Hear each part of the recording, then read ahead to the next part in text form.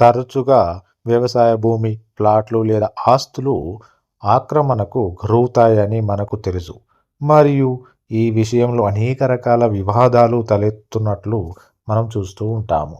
అయితే ఆక్రమణ సమస్య ప్రధానంగా ఖాళీ భూమి లేదా ప్లాట్ల విషయంలో కనిపిస్తుంది. మరియు అలాంటి ఆక్రమణ జరిగితే వివాదాలు తలెత్తుతాయి. మరియు ఈ సందర్భంగా అనేక చట్టపరమైన సమస్యలు కూడా తలెత్తుతాయి.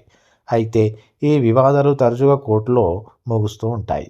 చాలా డబ్బు మరియు సమయం ఖర్చవుతాయి. ఈ విధంగా చూస్తే ఆస్తిని ఆక్రమించడం లేదా అక్రమంగా ఆక్రమించడం ఒక విధంగా నేరంగా పరిగణించబడుతుంది.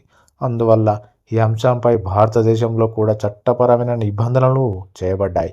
కాబట్టి ఆక్రమణ సమస్య అలా తలెత్తితే మీరు దానిని చట్టపరమైన మార్గాల ద్వారా పరిష్కరించుకోవచ్చు.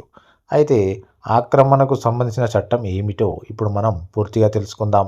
భారతదేశంలో ఒకరి భూమిని ఆక్రమించుకోవడం చట్టబద్ధంగా నేరంగా పరిగణించబడుతుంది.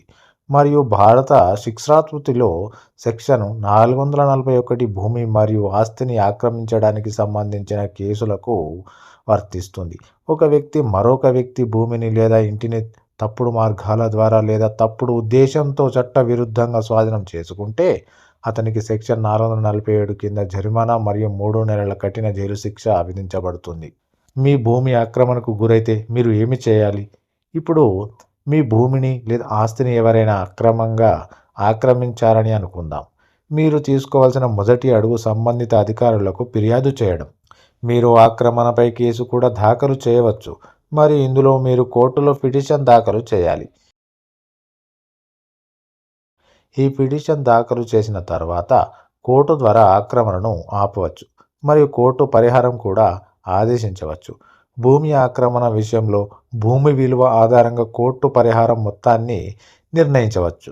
ఒక వ్యక్తి మీ భూమి, ఆస్తిని చట్టవిరుద్ధంగా ఆక్రమించుకొని ఆస్తికి ఏదైనా నష్టం జరిగితే ఫిర్యాదుదారుడు ఆర్డర్ 39లోని నియమాలు 1, 2 మరియు 3 ప్రకారం పరిహారం కోసం క్లెయిమ్ కూడా దాఖలు చేయవచ్చు.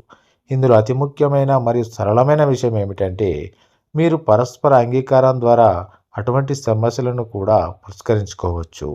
అంటే సెటిల్మెంటు లేదా రాజీ.